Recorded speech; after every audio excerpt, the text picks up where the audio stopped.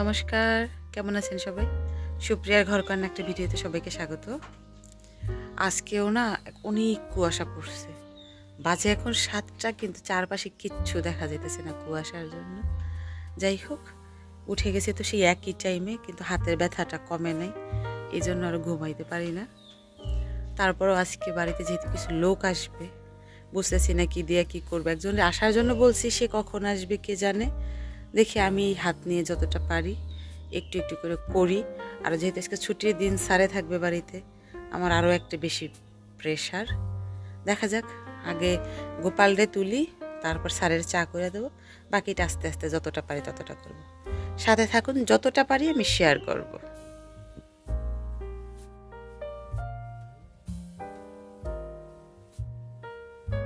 সব কাজের আগে গোপালের কাজটা শেষ করলাম, গোপালকে উঠিয়ে নিলাম। তারপর হচ্ছে যা দেওয়ার গোপালকে খেতে দিয়ে আমি চলে আসছি রান্নাঘরে। কালকে তো যতটা পারছি করছি, ভাবছিলাম যিনি আসবেন উনি দুই হাত দিয়ে হয়তো একটু আমাকে কাজ করে দিতে পারবেন, কিন্তু ওনার কোনো খবর নাই। আমি আমার মতো করে শুরু করছি। হাতের ব্যাগটা পরি নেই, পরলে না আর কাজ করতে পারি না। তো এটা খুলে আগে কিছুটা কাজ করি স্যারে দেখার আগে, নতুবা খুব ক্ষেপে যাবে। গত রাত্রে ভিজিয়ে রাখছিলাম কিছু ছোলা, সেই ছোলাটা আগে সিদ্ধ করে নিই। এটা হচ্ছে সকালের খাবার, তাকে তো সকালবেলা একটু অন্যরকম দিতে হবে, যেহেতু ছুটির দিন, তার জন্য আমার আগে সেটা প্রস্তুত করা দরকার। পাশাপাশি আমি মাছগুলো অনেক তাড়াতাড়ি বের করে রাখছিলাম যাতে বরফটা ছুটে যায়। এরপরে হচ্ছে একে একে মাছ ভাইজা নিতেছে। রান্নাবান্না তো অনেকগুলো হবে, মাছের আইটেমই বেশি, তার জন্য আগে আমি মাছটা ভেজে যতটা পারি আমি এক হাতে, বেশি চাপ না দিয়ে যেটা যেটা করা যায় সেইগুলো করে ফেলতেছি। আসলে আমার রান্না করতে না একদমই খারাপ লাগে না, আমার মোটামুটি ভালোই লাগে।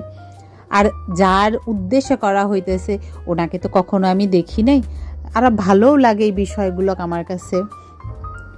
জানি না এতে পুণ্য পাবো কি না, আমার পুণ্যের আশা নাই, কিন্তু কেউ যদি খেয়ে তৃপ্তি পায় এটা আমার সব থেকে বেশি ভালো লাগে। ছোলাটা তো সিদ্ধ হয়ে গেছে, তার জন্য এখন একটু আলু একটু ফ্রাই করে নিতেছি।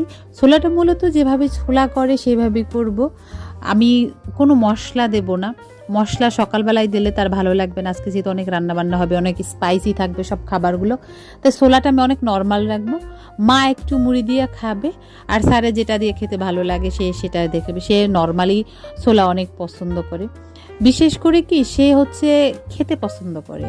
আমার শাশুড়ি যেহেতু বয়স্ক মানুষ ছিলেন, ওই এক ধরনের খাবারই উনি রান্না করতেন।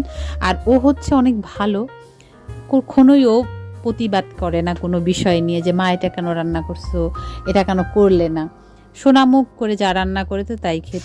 রান্না তো আমি বসাই দিচ্ছি, যার আসার কথা ছিল সে তো আসে নাই। আমার না ঝুলাইলো যা 9:30 বেজে গেছে, তার কোনো খবর নাই। আমি এখানে মাছ ভেজে, ডাল আমার সিটি দেওয়া হয়ে গেছে, সকালে মার স্যারের খাওয়া হয়ে গেছে, আমি এখনও খাইনি। আমি আগে মাছের কালিয়াটা বসাই দিই, বাদ বাকিটা পরে আস্তে আস্তে দেখি কতটা কি করতে পারি।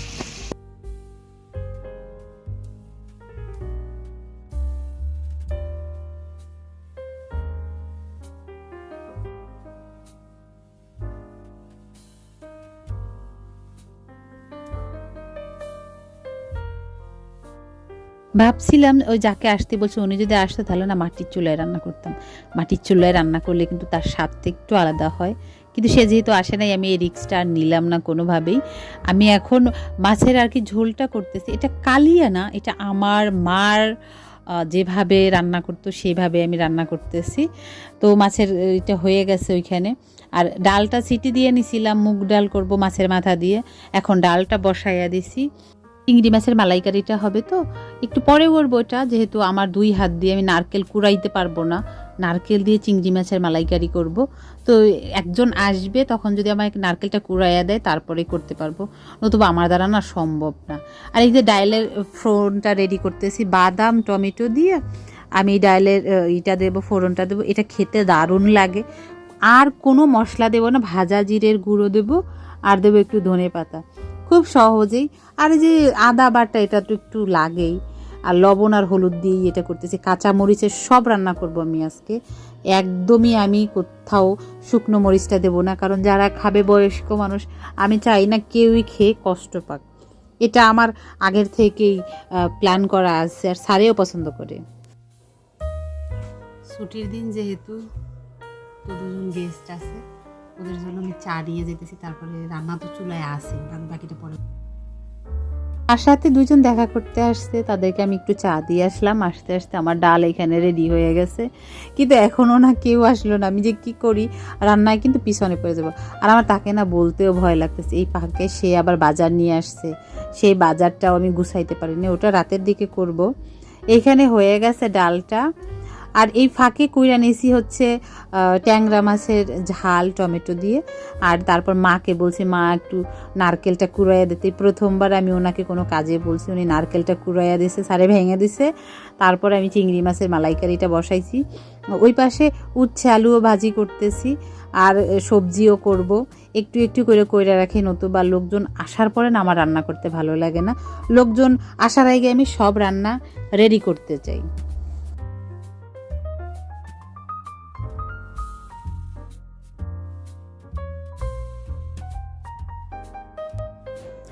মোটামুটি সব কিছুই তো একেবারে প্রায় হয়ে গেছে। এখনও কাকা দুধটা নিয়ে আসে না, 5 লিটার দুধ আনবে, 5 লিটার দুধেরই পায়েস হবে। আর একজন আসছিল, ওনার সাথে একটু কথা বললাম। হ্যাঁ, কাজে আছি ঠিক আছে, কিন্তু যিনি আসছেন হয়তো আর নাও আসতে পারে। ব্যস্ততা দেখাইয়া আমি কারোর সাথে করি না যে হ্যাঁ খুব ব্যস্ত আমি কথা বলবো না, এটা আমার ভালো লাগে না।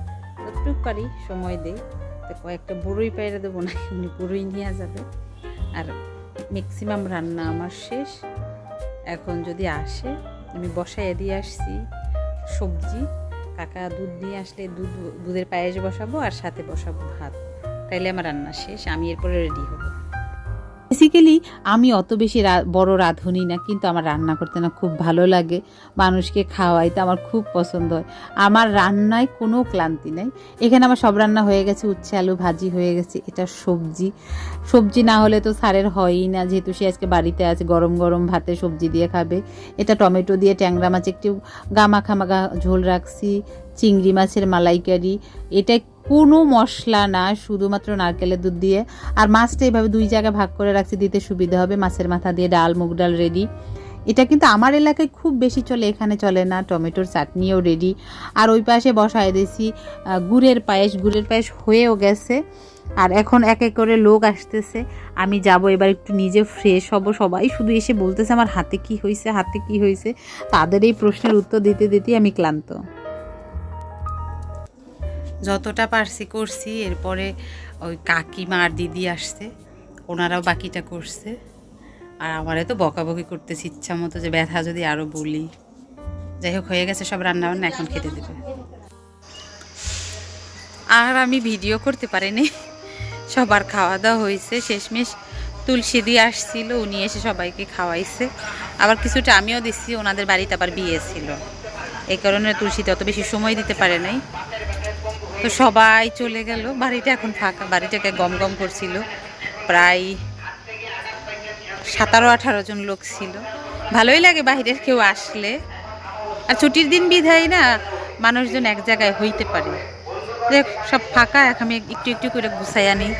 স্যারে আবার বাহিরে যাবে, চা করবো ওনার জন্য। মায়ের হচ্ছে বেশি ভালো লাগে বাহিরের কেউ আসলে। সারাদিন একা একা থাকে, কথা বলতে পারে না।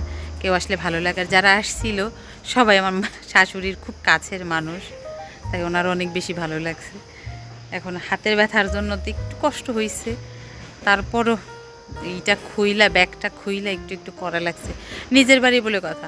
আর আমি না কখনোই হাত পা উঠাইয়া বইসা থাকতে একদমই পছন্দ করি না, তার জন্য টুকটাক একটু একটু করছি। আর স্যারে তো রাগারাগি করছে খুবই, যে আমি যদি আবার বলি হাতের ব্যথা, তাহলে খবর আছে, কি করার আছে বলেন।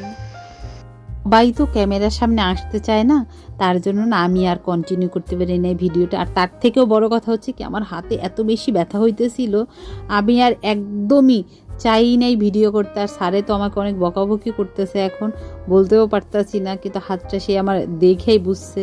কিছু সময় না শুয়েছিলাম, এখন তাদেরকে খেতে দিছি। আর এই বাজারগুলোকে না আমি একটু বের করে রাখি পলিথিন থেকে, নতুবা এগুলো ঘেমে যাবে। শীতের দিন হোক আর যাই হোক, যেহেতু পলিথিনের মধ্যে ভরা।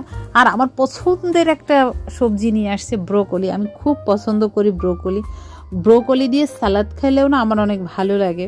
আর আমার সাথে সাথে স্যারও এখন শিখে গেছে, মা বলে যে ফুলকপি নাকি মেশতো ভাই ব্রোকলি। যাই হোক, এটা ফান করে বলে। যাই হোক, চলুন তাহলে ভিডিওটা আজকের মধ্যে এখানেই শেষ করছি। যদি ভালো লেগে থাকে অবশ্যই একটা লাইক করে দেবেন। আর ভিডিও সম্পর্কে কিছু জানার থাকলে অবশ্যই কমেন্ট করে জানাবেন। সবাই সুস্থ থাকবেন, ভালো থাকবেন, সাবধানে থাকবেন। দেখা হবে পরবর্তী আরও একটা ভিডিওতে। ততক্ষণের জন্য সবাই ভালো থাকবেন।